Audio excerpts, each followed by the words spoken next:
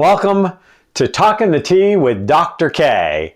And today we're talking about being perfect. You know, Madison Avenue went 60, 70 years ago now, 70 years ago or more. Madison Avenue started creating a real obsession with putting out perfect images. And you saw it through all forms of media and magazine, having the perfect life. Being the perfect person, having the perfect waist size, wearing the perfect clothes. And you know why they did it? To sell us things. To destroy our self-worth and self-esteem, and to make us feel like we're not going to be quite good enough if we don't have the right shampoo for our hair, deodorant for our arms. Are we wearing the right clothes? Do we have the right look? All of that is to control us, to disempower us, and to take our money to their bank. And we as a nation have become obsessed with perfection and with pedestals and power that we give away to these people, celebrities and politicians and wealthy people of all kinds, that somehow they are better than we are. And I give into it. You know, usually when we're filming a tape, I'm like, okay, I want to make sure I'm wearing something that, you know, is a good color on me, looks good, no wrinkles, you know, I don't want it to distract. But today, I wore the perfect shirt. Look really close. Let me see, there's some coffee stains on it, but I really love this shirt. Oh, and there's a hole. There's a hole. Yep, but I really love this shirt. And for me today, this shirt, the little smiley with the flower, was perfect because I wanted to talk about perfection. Perfect. You can have the perfect moment.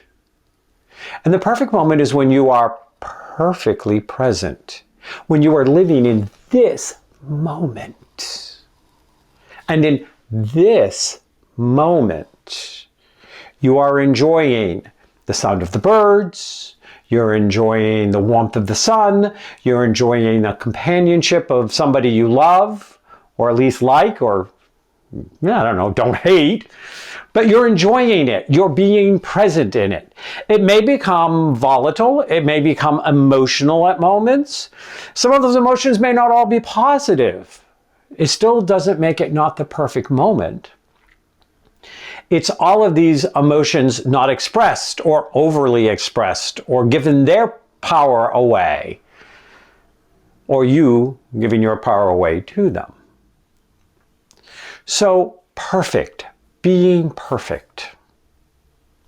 We have perfectionism, which is wanting something to be perfect according to somebody else's idea of what perfection is.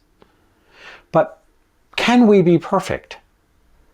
Well, the answer is yes. We can be perfectly us. We can be 100% authentic to the self that we have discovered. Did you notice how I said it there? To the self we have discovered.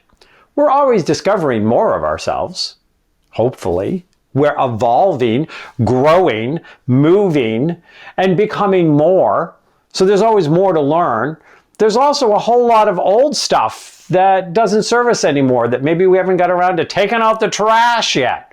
Something that somebody said to you in the 4th grade and you still live with it in your head.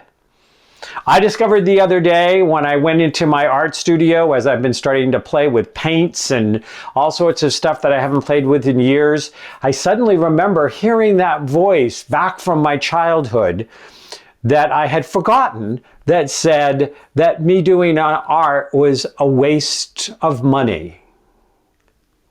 The use of the supplies wasn't worth what I was producing, is what I was told. I was in 2nd or 3rd grade, I think. I think all I wanted was crayons, the bigger box. But whatever it was, on some little level, it stayed in my head for years. And I would play with art, and I loved art, but I was just like, well, I shouldn't really spend time there. I really shouldn't spend money there. And then finally, I broke through that. I spent money there, I spent time there, And then I remembered what I had forgotten that was the message to me in my childhood. My art wasn't worth the time and the money that it cost. Well, that was an opinion. And in my opinion, it was a wrong one. But in becoming perfectly myself, and you becoming perfectly you, perfect is evolving as you are evolving.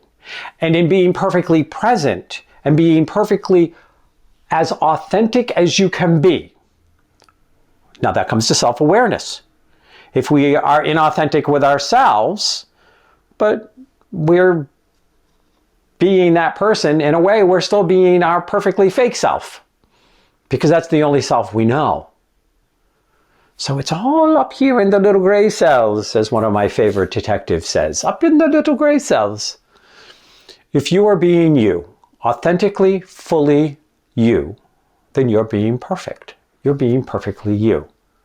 And that is the only kind of perfection we can ever really achieve.